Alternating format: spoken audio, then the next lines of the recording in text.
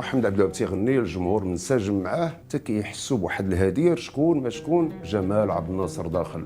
وقفت الحركه، الجوق وقف. من بعد سال محمد عبد الوهاب الصاله ديالو، طلع جمال عبد الناصر باش يهني ويدير التحيه ديالو لمحمد عبد الوهاب. ملي تلاقاو كان كل منهما يحاول ان ينحني للاخر، وتفوق جمال عبد الناصر في الانحناء اكثر لمحمد عبد الوهاب. لما مشى تلاقى مع المستشارين ديالو، قالوا له السيد الرئيس شويه بالغتي في الاهتمام بمحمد عبد الوهاب، لان الطريقه باش سلمنا عليك وسلمت عليه فيها شويه ديال راك انت هو كل شيء في هذه الامه. قال له مودي قبل هذه الثوره اللي درت كانوا كيجيبونا حنا من التكنه مره نحضروا شي سهره ديال محمد عبد الوهاب، والرتبه ديالي ما كانش كتعطيني الحق انني نجلس في الصفوف الاماميه.